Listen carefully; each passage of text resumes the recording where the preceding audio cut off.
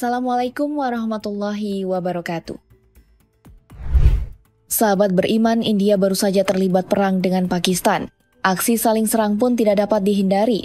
Setelah mendapat sorotan tentang perang tersebut, India kembali disorot karena bendera Palestina diinjak-injak di sebuah stasiun. Namun, insiden itu langsung dibalas oleh Pakistan, sekaligus menunjukkan bahwa mereka akan selalu berdiri bersama Palestina.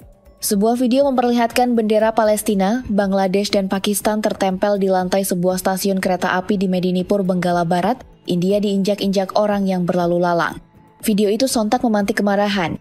Banyak yang menyebut aksi itu provokatif, keji, dan memalukan. Sayangnya, pelakunya masih menjadi misteri. India memang sejak lama perlahan bergeser. Dulu dikenal sebagai negara yang bersuara lantang menentang penjajahan, kini tampak berdiri di sisi yang berseberangan. Dukungan mereka kepada Israel tak lagi samar. Warganya turun ke jalan bukan membela yang tertindas, tetapi justru mengibarkan bendera Israel dengan penuh semangat, seolah apa yang dirasakan warga Gaza adalah kebohongan. Video unjuk rasa pro-Israel itu memunculkan kekecewaan di mata dunia, sebab India dulu dikenal sebagai pembela hak kemerdekaan Palestina. Pasca kemerdekaannya dari Inggris pada 15 Agustus 1947, India langsung bersuara menentang rencana pemisahan wilayah Palestina menjadi dua negara. Perdana Menteri pertama mereka, Jawaharlal Nehru, dengan tegas menolak. Ia mewarisi semangat mentornya, Mahatma Gandhi, yang menulis dengan jujur dan gamblang bahwa Palestina adalah tanah Arab, sebagaimana Inggris untuk rakyat Inggris dan Prancis untuk bangsa Prancis. Bagi Gandhi, dukungan Amerika dan Inggris kepada Yahudi untuk merebut tanah Palestina adalah kesalahan sejarah. Ia menolak gagasan bahwa satu penderitaan bisa membenarkan penindasan terhadap yang lain. Gandhi dan Nehru sama-sama paham luka akibat perpecahan agama. India dan Pakistan sendiri adalah hasil dari konflik berdarah. Mereka berpendapat bahwa jika pemisahan harus terjadi, maka itu seharusnya dilakukan dengan persetujuan rakyat Arab Palestina. Namun, India hari ini bukanlah India yang dulu. Ada perubahan yang begitu nyata, seolah negeri itu perlahan menghapus bab solidaritas yang dulu pernah mereka banggakan. Di bawah kepemimpinan Narendra Modi sebagai Perdana Menteri, hubungan antara India dan Israel justru makin erat, bahkan lebih dari sekadar diplomasi biasa. Tahun 2006 menjadi penanda awal perubahan itu. Saat masih menjabat sebagai Ketua Menteri Gujarat, Modi terbang ke Israel bukan untuk urusan biasa, tetapi untuk menghadiri pameran teknologi pertanian Agritech. Di sana, ia tak segan menyampaikan kekaguman dan apresiasinya kepada bangsa Yahudi, sesuatu yang mungkin akan dianggap tabu oleh para pemimpin India terdahulu yang menjunjung tinggi nilai-nilai kemerdekaan dan penentangan terhadap penjajahan. Langkah Modi tak berhenti di sana.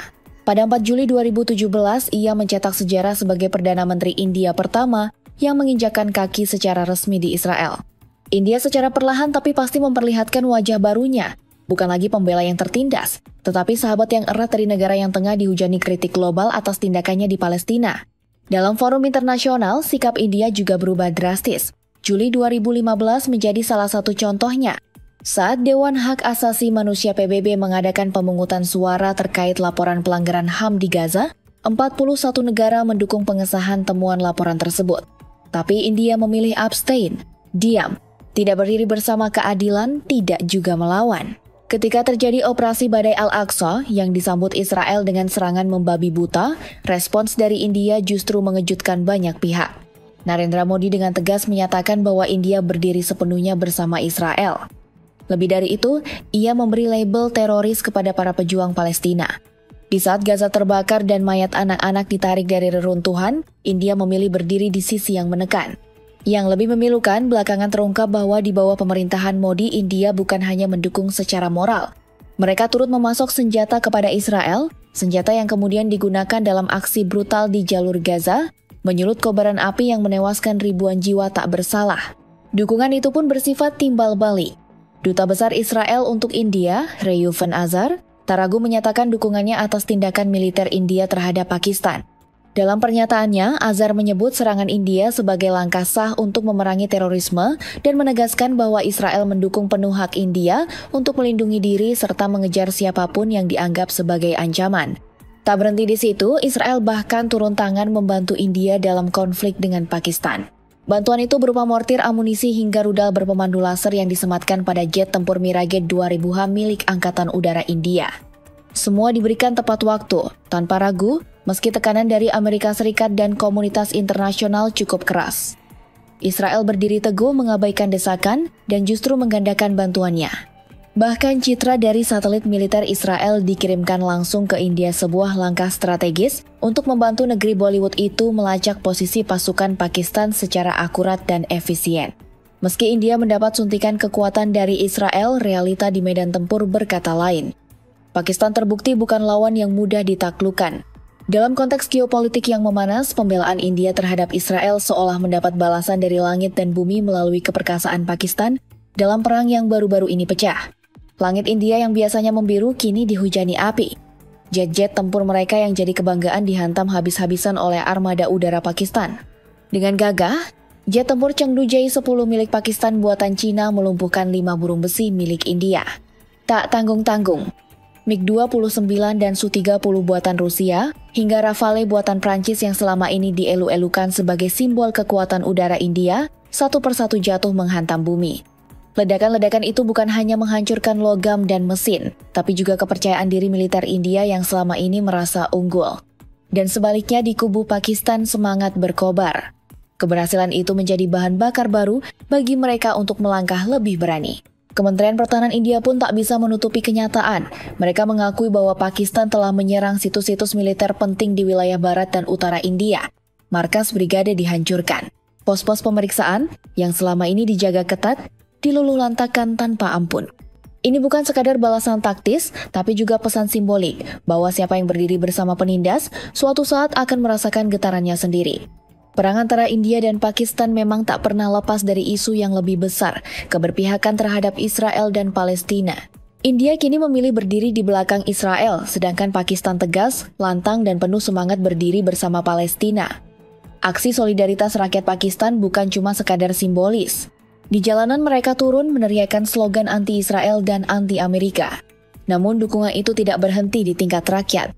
Dari pucuk pemerintahan hingga militer, suara mereka bulat. Perdana Menteri Shehbaz Sharif secara terbuka mengecam serangan brutal yang menghujani Palestina. Ia berbicara tidak hanya sebagai pemimpin negara, tapi sebagai suara dunia yang menuntut keadilan. Ia tidak tinggal diam melihat Gaza dibakar. Ketika negara-negara besar memilih bungkam, Pakistan justru bersuara lebih lantang. Ahmad Sharif Chowdhury, juru bicara militer Pakistan, menyerukan kepada Israel agar segera menghentikan tindakan pembunuhan terhadap anak-anak, perempuan, dan warga sipil tak bersalah. Ia memperingatkan bahwa tindakan semacam ini hanya akan menyebabkan Israel semakin terisolasi dari komunitas internasional, mundur dalam posisi global, dan menambah jumlah pihak yang memusuhinya. Chowdhury juga menegaskan bahwa Pakistan merasakan luka yang sama dengan Gaza, bahwa penderitaan warga Palestina juga mengalir dalam nadi rakyat Pakistan. Pemerintah, rakyat, dan tentaranya bersatu dalam satu perasaan, solidaritas, empati, dan tekad untuk membantu. Bahkan Menteri Luar Negeri Pakistan pun tak ragu menyebut tindakan Israel sebagai genosida. Ia mengecam penghancuran fasilitas umum, pemblokiran bantuan kemanusiaan, dan menyerukan gencatan senjata yang permanen. Dalam seruannya, Pakistan mengajak dunia untuk jangan lagi berpangku tangan. Jangan biarkan penderitaan menjadi pemandangan biasa. Mereka menyerukan kampanye global untuk menghentikan genosida dan membangun tekanan internasional agar kekejaman itu dihentikan selamanya. Sahabat beriman, India seperti mendapatkan karma karena telah membuat simbol negara Palestina diinjak-injak di sebuah stasiun. Kini India harus menerima jet tempur mereka dihantam oleh milik Pakistan.